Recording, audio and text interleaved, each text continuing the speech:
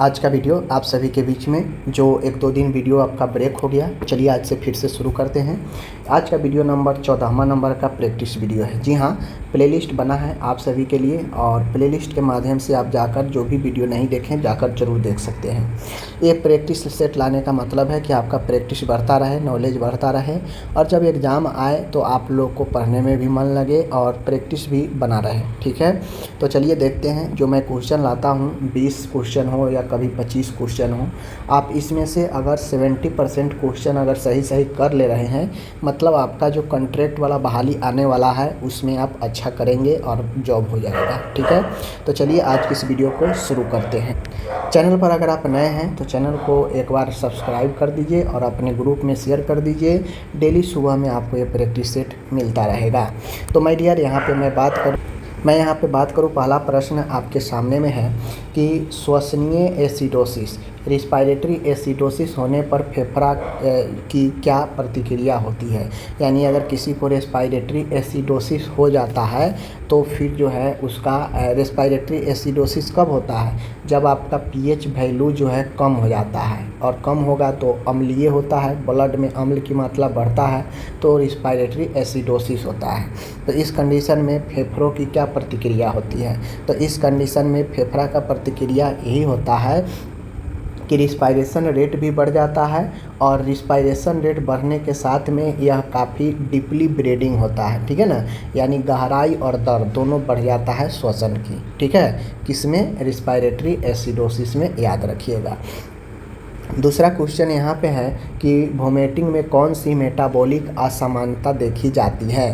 देखिए, वोमिटिंग होता है तो बॉडी में किस चीज़ की एबनॉर्मलिटी देखी जाएगी, मेटाबॉलिक एसिडोसिस की, मेटाबॉलिक एल्कोलोसिस की या हाइपोकैलमिया की या फिर इनमें से दोनों, बी और सी दोनों। तो देखिए, जब बॉडी से वोमिटिंग होता है तो हम जानते हैं कि बहुत ज़्यादा आपको इलेक्ट्रोलाइट वगैरह निकल जाता है। ठीक है, तो जब इलेक्ट्रोलाइट वगैरह बॉडी से निकल जाता है तो बॉडी हमारा क्या हो जाता है, क्षारीयता हो जाता है, एल्कोलोसिस हो जाता है। ठीक है, पीएच मान उस कंडीशन में बढ़ जाता है और साथ में वोमिटिंग होता है तो उसमें बहुत सारे इलेक्ट्रोलाइट भी निकलता है, जैसे सोडियम, पोटेशियम, ये सब भी बॉडी से निकल जाता है। तो हाइपोकैलमिया मतलब पोटेशियम की कमी, जब पोटेशियम निकल जाएगा बॉडी से तो कमी होगा ना।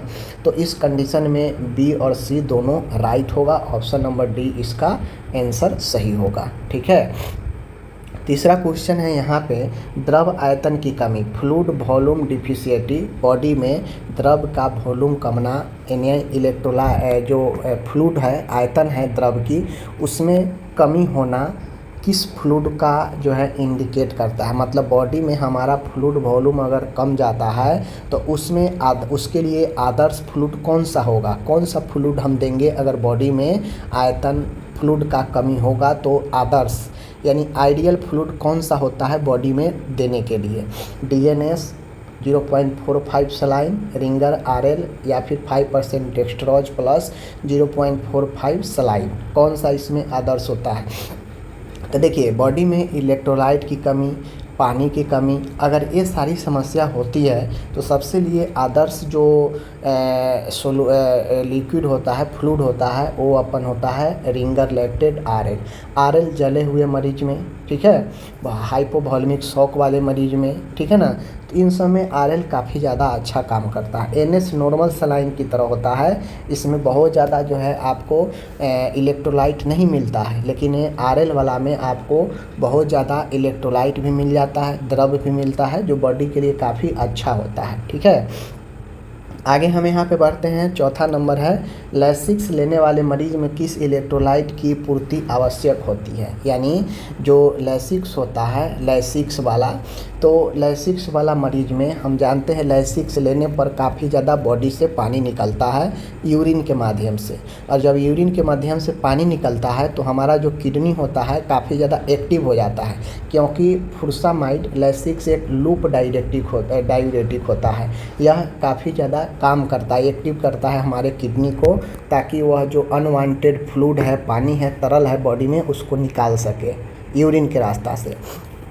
तो जब लैसिक्स देते हैं तो यह बहुत ज़्यादा तरल को निकालता है, इलेक्ट्रोलाइट को निकालता है।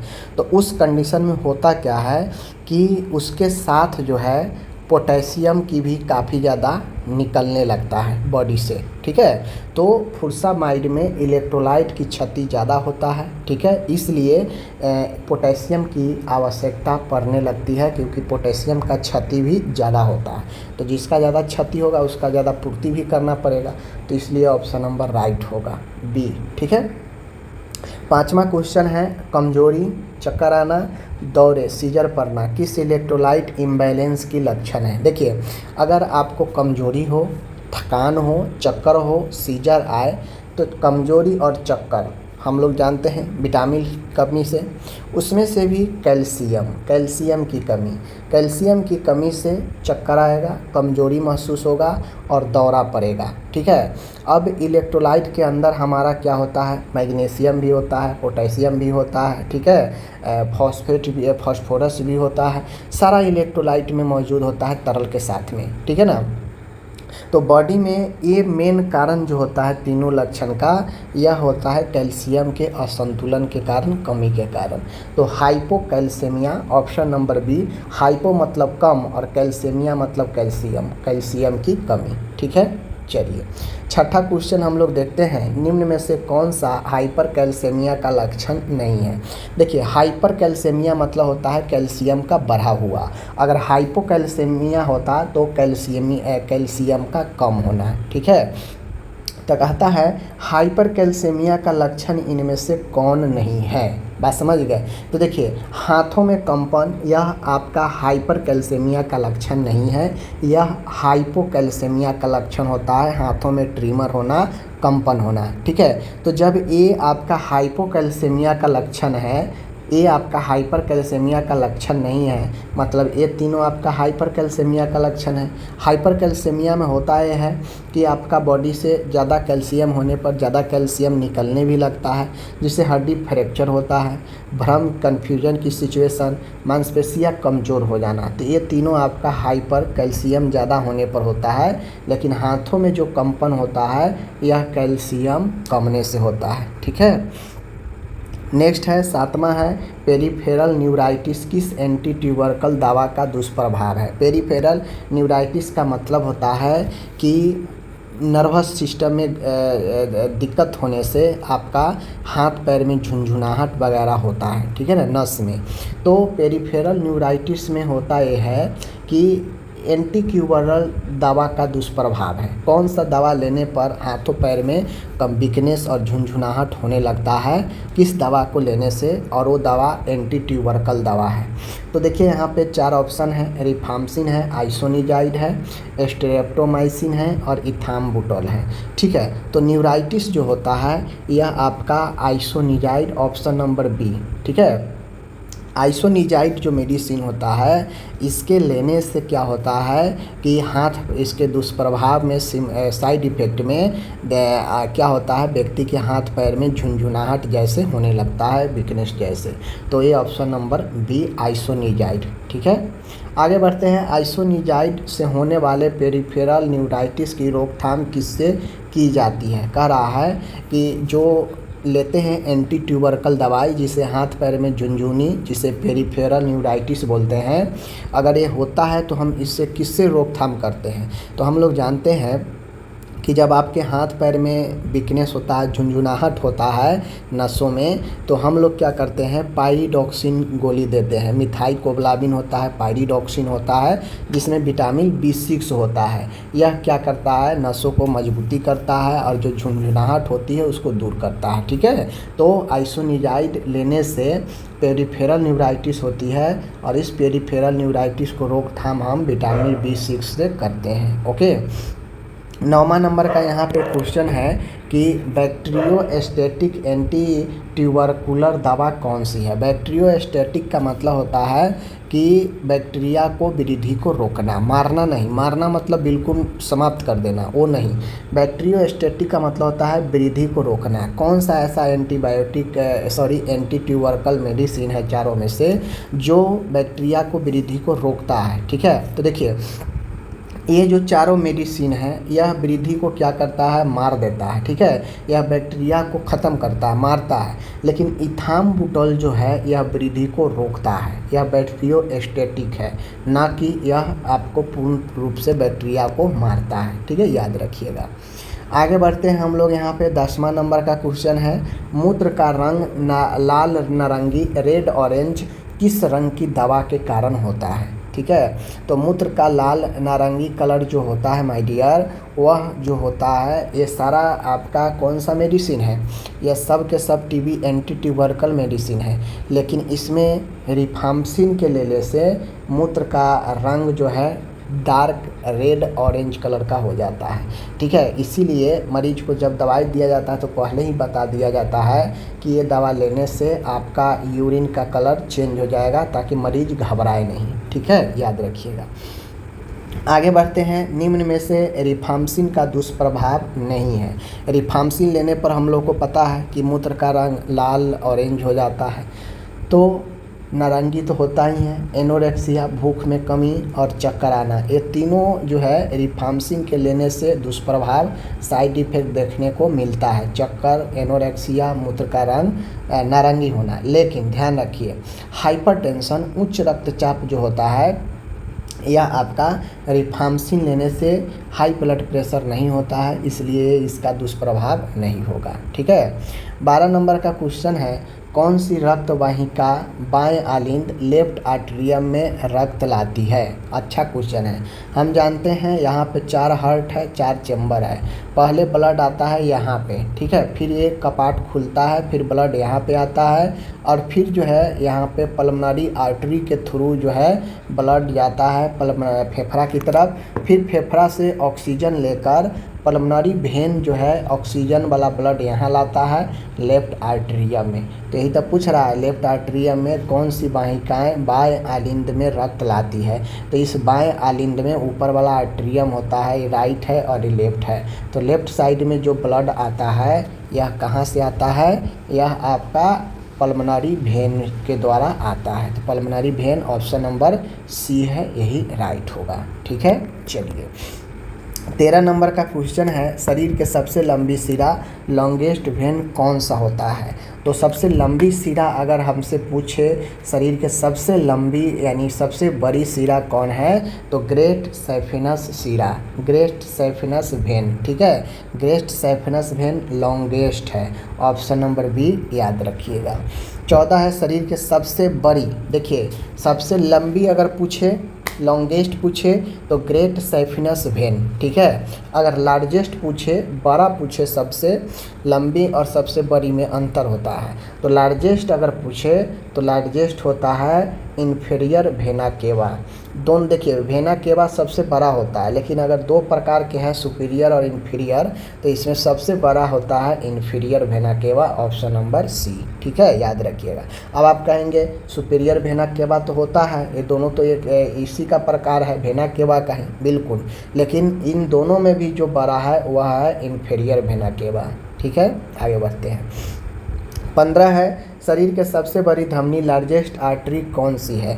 तो लार्जेस्ट आर्टरी जो होता है सबसे बड़ी, वह आपका कौन है, ऑप्शन नंबर ए औरोटा है। कौन सा है, महाधमनी सबसे बड़ी धमनी होती है, जो आपको पूरे ब्लड में ब्लड को क्या करता है, सप्लाई करता है पूरे बॉडी में ऑक्सीजन वाला ब्लड को, ठीक है। 16 नंबर का क्वेश्चन है, टॉन्सिल को रक्त आपूर्ति करने वाला धमनी नहीं है। देखिए टॉन्सिल हम लोग जानते हैं गला के एरिया में है, नेक वाला एरिया में। तो देखिए टॉन्सिल को रक्त आपूर्ति मिडिल मेनिंजियल धमनी ये कहाँ करता है, तो यह आपका क्रेनियल में जो ड्यूरामेटर होता है, क्रेनियल के अंदर कपाल के अंदर जो ड्यूरामेटर होता है उसको ब्लड सप्लाई करता है, ठीक है, मिडिल मेनिंजियल आर्टरी, ठीक है। अब रह गई बात टॉन्सिल को, तो टॉन्सिल को जो नहीं करता है वो ऑप्शन नंबर डी है, तो बाकी तीनों ये करता होगा टॉन्सिल को अप्लाई, ठीक है। तो टॉन्सिल को फेशियल से भी मिलता है ब्लड, मैक्सिलरी से भी मिलता है और लिंगुअल से भी मिलता है, तीनों से जो है टॉन्सिल को ब्लड मिलता है, ठीक है। आगे बढ़ते हैं। 17 नंबर का क्वेश्चन है, सबसे छोटी सिरा स्मॉलेस्ट वेन क्या कहलाती है। तो सबसे छोटी वेन स्मॉलेस्ट सिरा जो होता है वह होता है कौन सा? स्मॉलेस्ट वेन पूछ रहा है, छोटी सिरा। तो छोटी सिरा ये तो धमनिका है, होगा नहीं, लसिका है, होगा नहीं, महाधमनिका है, होगा नहीं, तो सिरिका जिसे वेनुल बोलते हैं, वेनुल बोलते हैं, वेनुल जो होता है सिरिका, यह स्मॉलेस्ट वेन होता है, याद रखिएगा। अब आगे है सबसे छोटी धमनी पूछ रहा है। देखिए ये सब क्वेश्चन पूछता है क्योंकि लोग धमनी, आर्टरी ये सब बहुत याद रखता है, कैपिलरी, लेकिन सबसे छोटी कौन है, सबसे बड़ी कौन है, सबसे लंबी कौन है, ये लोग नहीं याद रखता है, ठीक है। तो सबसे छोटी धमनी की बात अगर करेगा तो आर्टेरियोल होता है। कौन सा? आर्टेरियोल होता है, आर्टेरियोल धमनिका। आर्टेरियोल धमनिका जो है यह सबसे छोटी धमनी होती है, ठीक है। आगे बढ़ते हैं। 19 नंबर है बाईपास सर्जरी में सामान्यतः कौन सी सिरा यानी वेन उपयोग की जाती है? तो बाईपास सर्जरी में जो उपयोग होने वाला जो वेन होता है जिसको कनेक्ट किया जाता है वह होता है आपका यहाँ पे ग्रेट सैफनस वेन, छोटी सैफनस सिरा, फीमोरल सिरा, ब्रेकियल सिरा। तो अभी आप लोग को मैं पढ़ाया हूँ ग्रेट सैफनस सिरा। ग्रेट सैफनस सिरा कौन सा सिरा है? अभी मैंने ऊपर पढ़ाया है, आप लोग कमेंट कीजिए कि ग्रेट सैफनस सिरा यह कौन सी सिरा है, और इसका भी उपयोग बाईपास सर्जरी में ग्रेफ्ट में किया जाता है, ठीक है। 20 नंबर का है, कह रहा है अग्रबाहु फोर आर्म की धमनी कौन सी है? यानी आगे वाला जो भुजा है अग्रबाहु फोर आर्म, उसमें कौन सी धमनी है? ये चारों में, तो चारों में ब्रेकियल धमनी, ठीक है, एक्सिलरी धमनी, अल्नर धमनी, फीमोरल धमनी। तो फीमोरल धमनी तो भाई फीमोरल जांग में होगा, एक्सिलरी धमनी है जो बगल में होगा, ठीक है ना। तो ये सब खुद से भी समझने वाला है, और अल्ना में अल्नर आर्टरी होता है, तो याद रखिएगा। 21 नंबर का क्वेश्चन है कि वयस्क एडल्ट में एनीमा देते समय रेक्टल ट्यूब का आकार कितना होता है? देखिए जो एडल्ट में हम लोग एनीमा देते हैं तो उसमें कौन जो फ्रेंच में नापते हैं हम लोग ट्यूब का माप, तो वह रेक्टल ट्यूब का आकार कितना होता है? 10 से 14, 12 से 18, 18 से 22, 22 से 30। देखिए तो एडल्ट में जो उपयोग करते हैं 22 से 30 फ्रेंच का होता है, और यंग बच्चे में जो हम लोग करते हैं वह कौन सा होता है? वह होता है बच्चे में 18 से 22 वाला, याद रखिएगा, ठीक है। चलिए बच्चों में यहाँ पे देख लीजिए, बच्चों में एनीमा देते समय रेक्टल ट्यूब का आकार कितना होता है? तो आप लोग खुद से भी इसका कमेंट कर सकते हैं। 23 है एनीमा देते समय एनीमा कैन जो होता है एक बोतल प्लास्टिक का बना हुआ बैग होता है जिसमें एनीमा का मटेरियल होता है, तो इसको कितना ऊंचाई पर रखते हैं हम लोग? तो इसको हम लोग कितना ऊंचाई पर रखते हैं? 30 से 45 सेंटीमीटर ऊंचा रखते हैं, ठीक है, याद रखिएगा। आगे है 24 है एनीमा घोल को रेक्टम में कितनी देर तक रोकने के लिए मरीज को प्रोत्साहित करना चाहिए? तो घोल देने के बाद कितना देर तक रोकना चाहिए? तो उसके लिए पर्याप्त जो है ऑप्शन नंबर ए 10 से 15 मिनट रोक कर रखने के लिए कहना चाहिए, ओके। आगे है और आज का लास्ट क्वेश्चन है एनीमा देते समय रेक्टल कैथेटर को कितना अंदर डालते हैं? जब एनीमा देते हैं तो हम लोग मलाशय में मल द्वार के रास्ते से एक ट्यूब डालते हैं, कैथेटर डालते हैं एनीमा वाला, तो वह कितना अंदर तक डालते हैं? तो हम लोग जो है उसे 7 से 10 सेंटीमीटर अंदर हम लोग डालते हैं, ठीक है, याद रखिएगा ऑप्शन नंबर सी। तो यहाँ पे आप सभी देख लिए, आज मैंने टोटल जो है 25 क्वेश्चन कराया, और आप लोग कमेंट करके बताएं इस 25 में आपसे 18 क्वेश्चन सही हो पाया या नहीं हो पाया। अगर आप 18 सही कर लिए मतलब आप एक अच्छे स्टूडेंट हैं, आपका तैयारी बेहतर है, ठीक है। तो चलिए मिलते हैं नेक्स्ट वीडियो के साथ, धन्यवाद।